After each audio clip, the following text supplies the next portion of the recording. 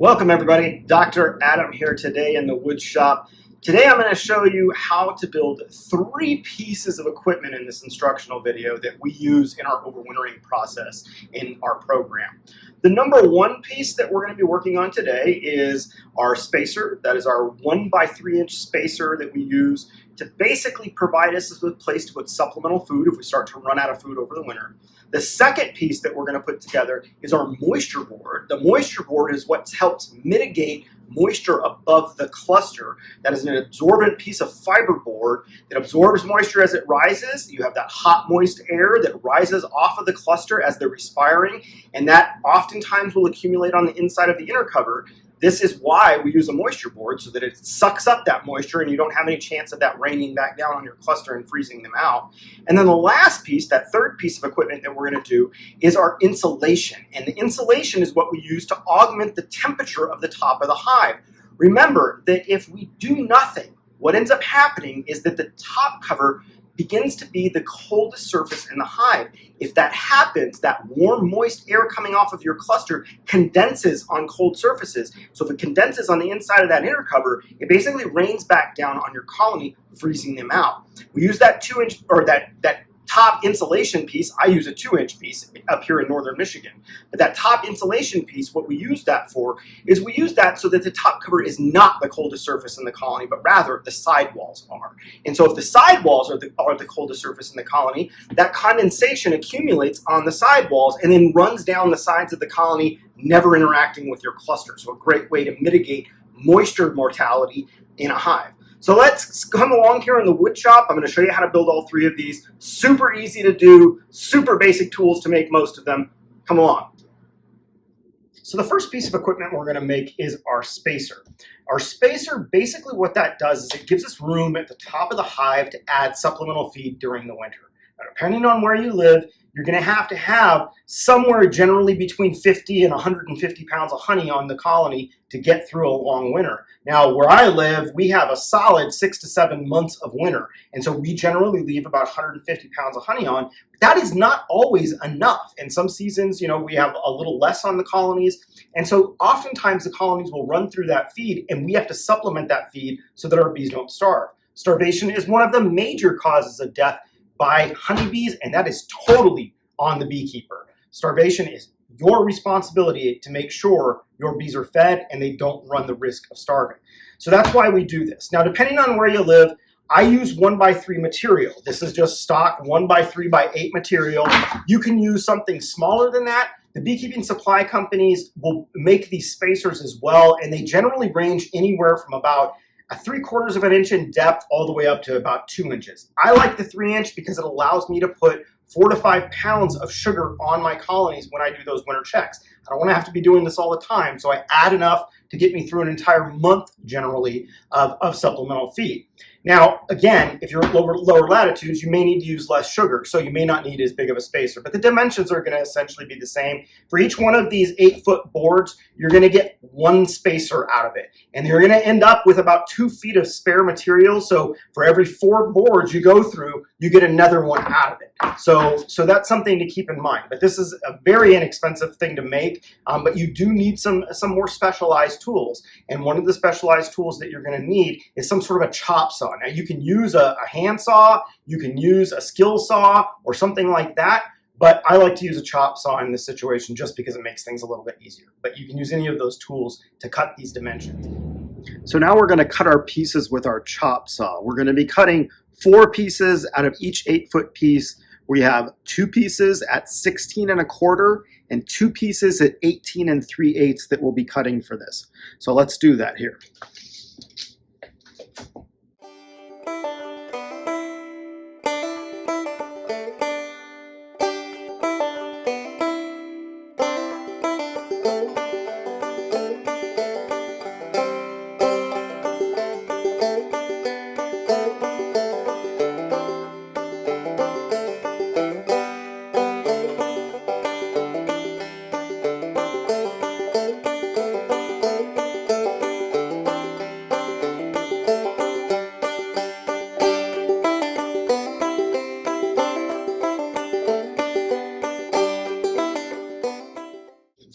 All right, so we got our cut pieces here. We also end up with a scrap piece that's about 2 feet long. So for every 4 of these you make, you're going to get 1 extra board. So for every 4 8-foot boards, you're going to end up with 5 of these. So the next step of this is we're going to take this 16 1/4 inch board and we're going to put a 1/2 inch hole in it. Now you can put this hole, can be anywhere from about a 1/2 inch to 1 inch I've seen. Depending on where you're at, keep in mind you're going to have heat loss through this. So if you're in colder climates, you want a smaller hole, but we just need a hole big enough for the bees to get in and out of. Where I live, we end up getting usually about 3 feet of snow on the ground during the winter. And so the top entrance is critical on those days where we start to get a little bit of a warm up, but there's still a lot of snow for those bees to get out and do a cleansing flight. So all I'm going to do is take this drill press and just drill a hole in it. That easy.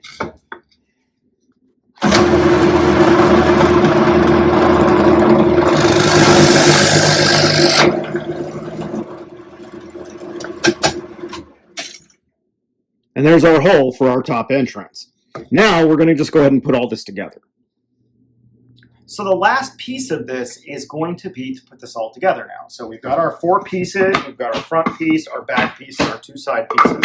So let's go ahead and put this together. What I'm going to end up using, Type Bond 3, my waterproof wood glue, and an 1.5 inch galvanized staple is what I'm using for this. Now you can use hammer and nail, you can use screws for this as well.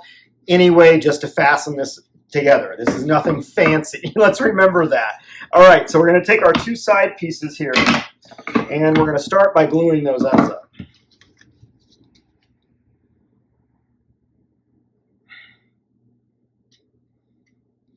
And then what I'm going to do is I'm going to go ahead and take my top piece here, or my front piece, and I'm going to stand these up. And now I have a board that I'm working against on the opposite side. So I have something solid that I'm hitting against.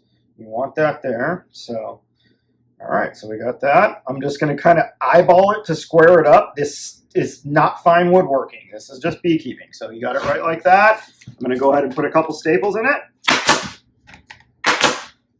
One more side here. Flip it around. We'll glue those other edges.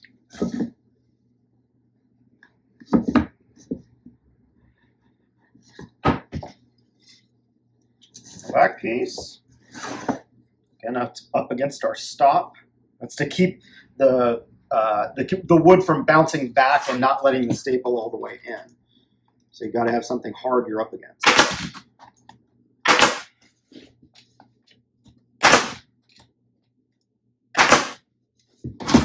And there we go. There is our spacer for our overwintering practice. So the next piece of equipment we're going to make is our moisture board. The material that I'm using is a material called Homosote, which is a sound deadening material. It's a fiber board that essentially is compressed without any adhesives. And what it does is it allows us to wick moisture off of that top area of the hive, again, so it doesn't rain back down on our cluster and cause a cluster to freeze out. This is a 4x8 sheet. You can purchase this also as a material just as fiberboard, which is a sound deadening material. This is also a sound deadening material. This is a little more expensive than your regular fiberboard. What I have found, and I've used both over the years, but what I have found, typically when you purchase from a manufacturer like one of your major beekeeping supply companies, it's going to be just regular fiberboard, which works just fine. The advantage of Homosote is it's a little more rigid, and so you don't end up losing material to propolis. So when you put these moisture boards on, they will last for many years, but as bees propolis around the top of it, oftentimes that material starts to pull away. This is just a little more rigid, so you get less pull away, and you get more life out of these from my experience. Oftentimes with the regular fiberboard, which you would purchase from a manufacturer, oftentimes those corners will break off. Things like that will happen, and the board will not become usable over time. This material lasts a little bit longer, but it's about double the price. So you just got to figure out what you want to do with it. Again, we're making 10 frame equipment, so these are going to be 16.5 by 20 in size. And what I'm going to do is I'm going to go ahead and we're going to make our 20-inch cut first on the long edge on our table saw. Now this will require a table saw to rip this material down. So if you don't have that, it may be a better avenue to purchase that from a beekeeping supply company. But let me show you, basically we're just going to cut this down, show you how quick and easy this is to make these.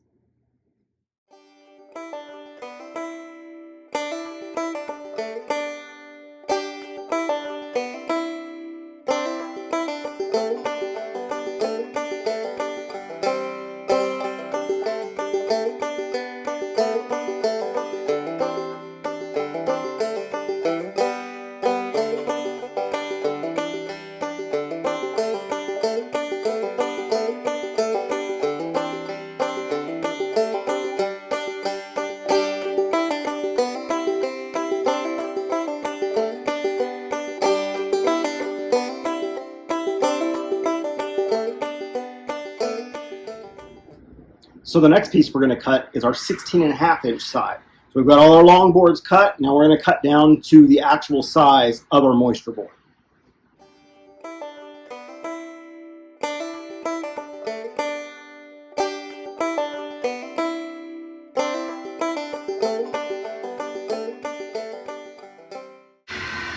And right there is our completed moisture board.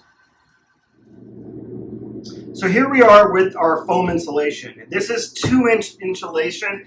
Keep in mind that if you live south of me, anywhere in the United States, this is going to vary. 2 inches is what we use in the Upper Peninsula of Michigan. If you live in lower latitudes, you may get away with a smaller piece of insulation. Again, it's dependent on how cold you get. Up here, we regularly hit the minus temperatures during January and February, so it gets very cold. We need to have more insulation on the top of our hive. So this is a 4x8 piece of foam insulation, and I'm going to show you how we cut this with super easy tools so that we can basically make our insulated piece. What you're going to need is you're going to need a utility knife, some sort of a marking device, a straight edge, something heavy works really nice. That's why I use this wooden level, and then a tape measure is all you need to do this. So take a look and see how I snap these pieces. This is going to be 10 top insulated pieces for 10 frame equipment. 4x8 sheet will make you 10 of those if cut properly. So come along and let's see how we do this. When I start cutting my insulation, I start from the end. The reason is if you cut on the long edge, this is a very difficult piece to snap after it's being scored. The 4-foot side, this side right here, is much easier to snap. You also want to make sure that you're on the edge of a table. You see that my edge of table right there, that is where I'm lining this up on. So I'm going to take my tape measure, I'm going to measure 16.5 inches. Our top cut pieces, so our boxes for 10 frame equipment, are 16.5 by 20, so that's what I'm going to be measuring out. But I'm going to do the 16.5-inch cut this way because then I can get 10 full pieces off of this. So 16.5, I'm just going to mark it here on my board. And take my straight edge, come along and mark that entire side. So I have where I'm going to cut. Mark that off. And then I'm going to take my utility knife, and I like to use my straight edge. I usually set it off of my line about 1/4 of an inch just to account for the width of the utility knife. And then I'm basically going to come along and just score this along that line on both sides.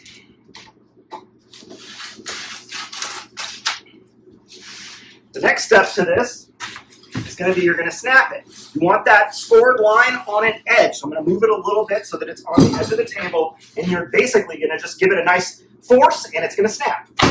There you go. Okay, so I have my 16.5-inch piece that we snapped. Now I'm going to go ahead and measure 20 inches on this piece. Got our 20 inches there.